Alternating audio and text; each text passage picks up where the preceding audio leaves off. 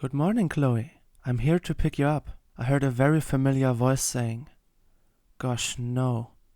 This nurse really has the ability to appear in the most unfavorable moments. Hello, Jessica. I'm coming. Give me 5 more minutes. Then Chloe stretched herself and almost pushed me off the bed. But when she noticed something, in that case me, laying there, she decreased her movement speed.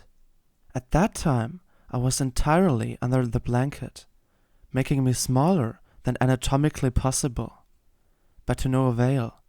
When Chloe pushed the blanket aside, she revealed me just being there in an embryo position.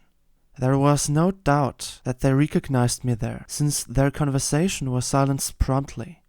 I carefully looked through my spread fingers to see that Jessica just stood there and gazed at me. Well, now it doesn't matter anyway.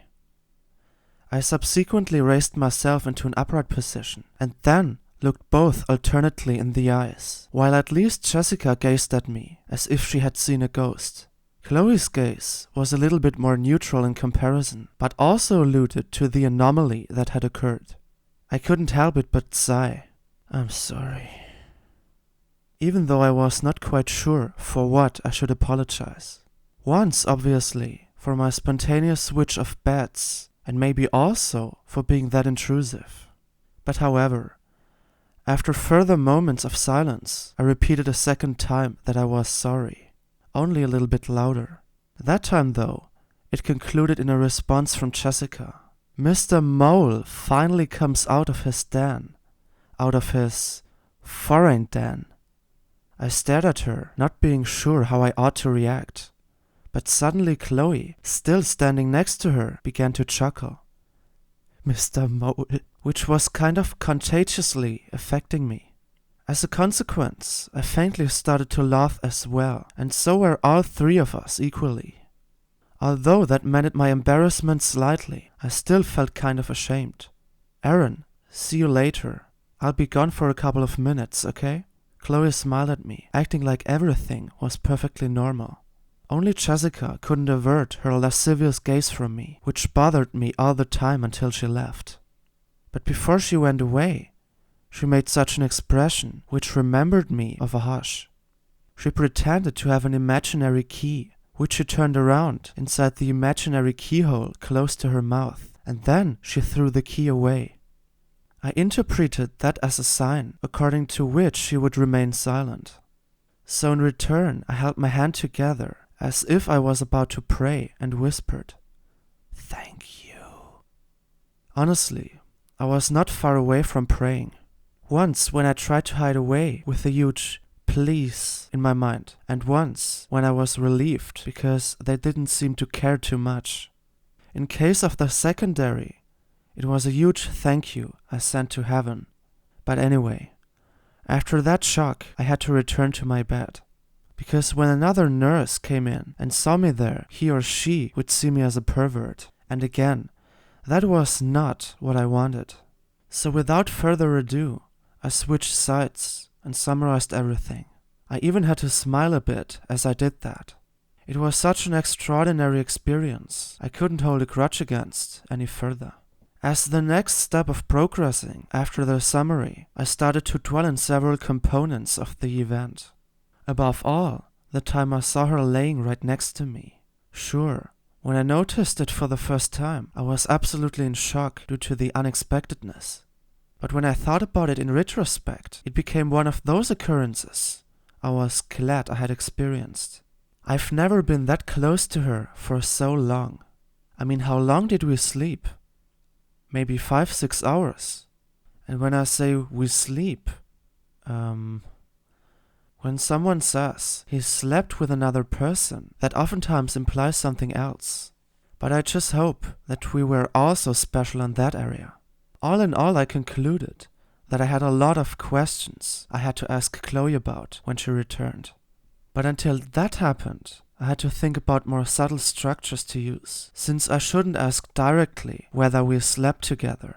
Maybe I should use the question if we talked about the birds and the bees last night. I smiled excessively afterwards, but irony or comedy elements didn't bring me anywhere. I mean, I could ask if... Oh, I got it. I'll ask whether something else has happened because of my lack of memory. I was so tired from playing Uno, so that all my resources were drained. That's plausible, isn't it? So my match plan stood, and as a result, I could invest some more time in dreaming. Because one side of me was still laying right next to her, and 95% of that side was relishing the moment. The other 5% were skeptic about how it got so far, and for complementary purposes, the other side of me was ruminating if that could be caught the first time. Obviously, it was my first time with a girl next to me in bed, but a first time didn't occur, so I left it with one half of the first time. Anyway, returning to my morning routine after that little sweet distraction consisting of figuring out the time, I noticed that it was only 10 o'clock. Seen from a higher perspective, it made sense. Otherwise, I would have come to consciousness when Chloe was already gone. Yeah, a huge chain of causality, but I evaluated it as funny and attractive to play with the probabilities. Above all, with the probability in terms of a relationship between Chloe and me. I mean, we already had some sort of relationship, even if it wasn't anything like the typical boyfriend-girlfriend, husband-wife bonds. But on the other side, those were only descriptions for one thing to make it tangible for others. To be honest, I didn't need a special term in my relationship, only for others to see what's between us. As long as we know that, everything or everyone else doesn't matter. And when we were of the opinion that it is love, then that would be the essential. Those were the primary conclusions I drew after I saw myself far beyond the friend zone, which is also a kind of relationship, only a much less intimate one. However, after last night, any doubts should be phased out. I mean, seriously, you don't let a stranger or someone dubious sleep next to you in your bed. Then it doesn't even matter whether you are a philanthropist or even Mother Teresa. Fact is, to gain certainty, there's only one way, as always. Why can't I just read thoughts? That would make it so much easier. Or at least jump forward in time, so that I were able to ask her now. After my conclusion that superpowers would have helped me incredibly in those past situations, I played a little bit more on my phone without further thoughts. And it worked. I set up a new record in my mobile game and could also bypass some time. A win-win situation, so to say. But if that was a true win, had to be decided later when she returned. Empirically, I assumed that she came at any moment, since it was more or less the time she approached when she came back early.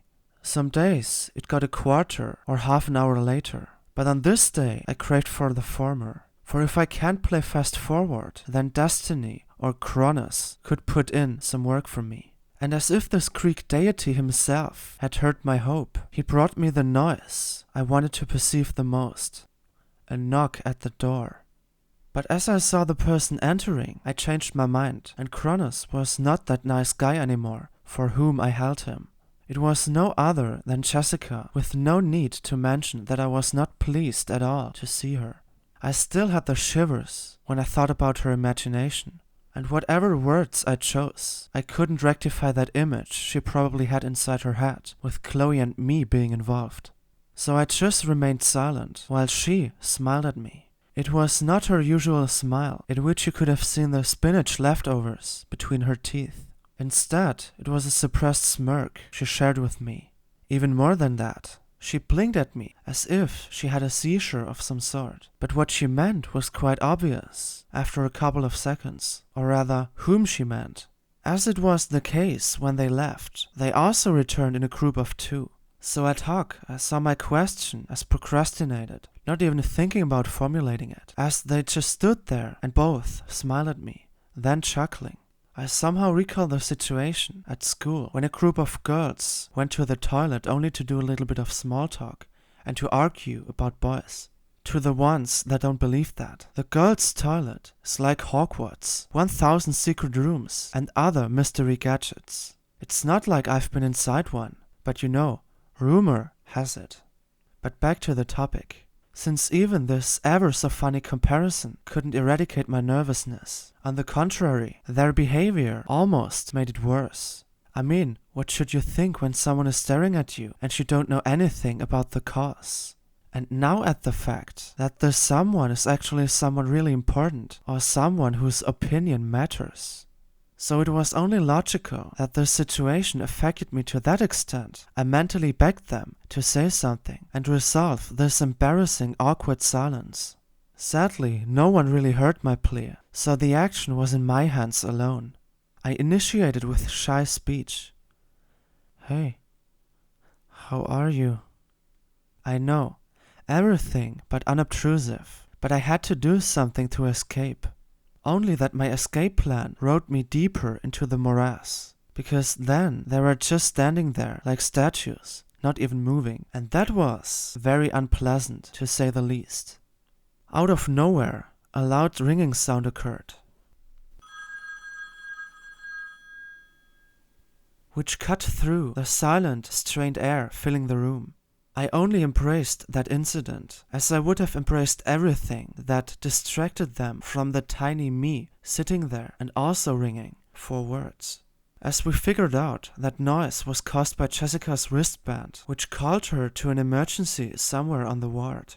When a patient presses the red button next to the bed, a notification is sent to all nurses available. And since you never know what has happened, it's a situation to take seriously. With that in mind, Jessica said goodbye as she only blinked at us, patted on Chloe's shoulder, and said that she came back later to investigate further. Quite bad to witness that even an emergency situation couldn't distract her from that incident. But anyway, although I rather had experienced that resolution without such an alarm, which indicated that someone could be in potential danger, I was grateful nonetheless. Because then I was alone with Chloe again. After some time, we both needed to think about this unforeseen interruption. We knew that something bad could have transpired. I finally conquered my timidness and asked her in a serious tone about what was burdening me so much.